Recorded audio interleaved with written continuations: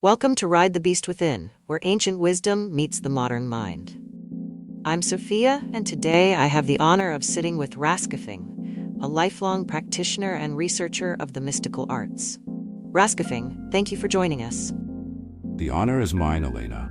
It gladdens the soul to meet one whose heart burns with a thirst for eternal truths. Today we delve into the origin of the soul. The idea that our soul is not a product of random material evolution, but of an eternal spiritual principle. This view feels so distant from what modern science teaches. Could you guide us into understanding where the soul truly comes from? Sophia, let us begin with clarity. You see, in our time, two great forces cloud this understanding: the determinism of material science and the rigid formalism of tradition-bound religions. Science, though noble in its precision, often reduces the soul to mere electrochemical processes, psychology without a soul, as it were. Religion, meanwhile, often clings to dogmas that have, over centuries, obscured the original, luminous truth. The task of what we call spiritual science or theosophy is to retrieve the forgotten eternal truth buried. Modern science rightly proclaims life only comes from life. But I tell you, and spiritual science confirms, soul only comes from soul. The soul did not spring from lifeless matter or from the mere instinctual forces of animals. No, it arose from something already spiritual, already imbued with eternal being. That resonates so deeply, Raskafing. If I understand you rightly, you're saying that just as life cannot arise from something non-living, the soul cannot arise from something soulless? It is passed on in a lineage of spirit to spirit? Precisely so, child. Imagine how, in the 17th century, Francesco Redi defied his age by insisting that lower creatures did not simply emerge from inert matter. In time, his wisdom prevailed.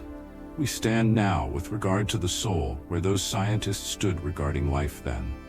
Future ages will smile compassionately at today's materialist notions, as we now smile at those old errors.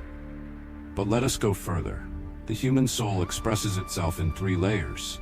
First is the vegetative soul, akin to the plant life, responsible for growth and organic functions.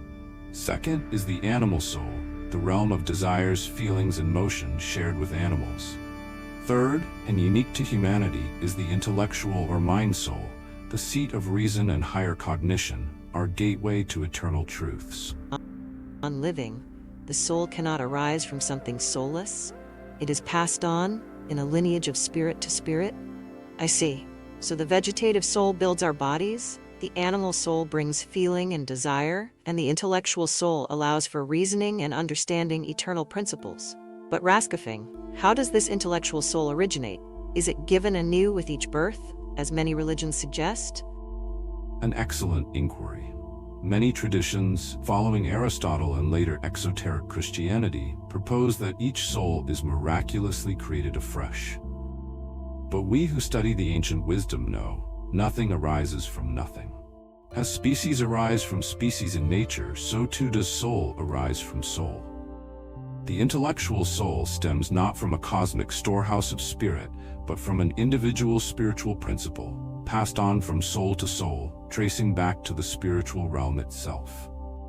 This transmission became fully operative during what we call the Lemurian epoch.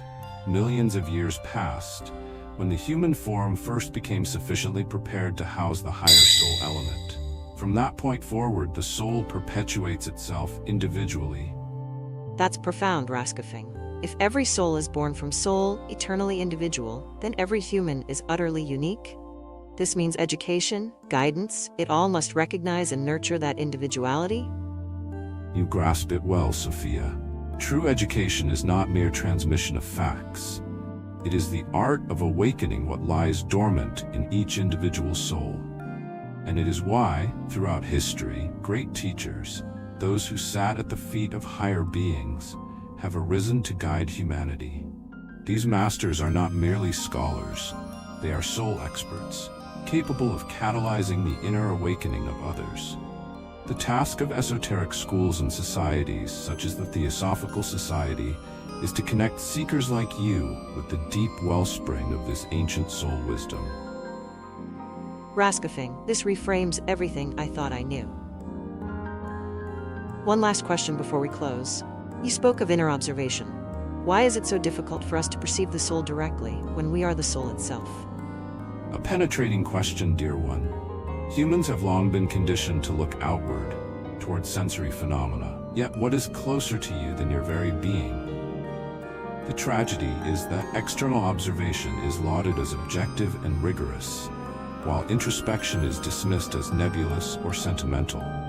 Theosophy teaches us to develop new cognitive faculties, just as scientists develop tools for external inquiry.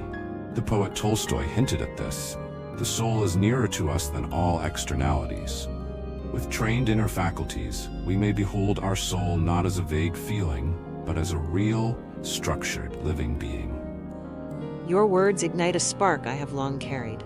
Thank you for lifting the veil and setting my feet more firmly on the path. You've been listening to Ride the Beast Within. Until next time, keep seeking and keep seeing with your inner eye.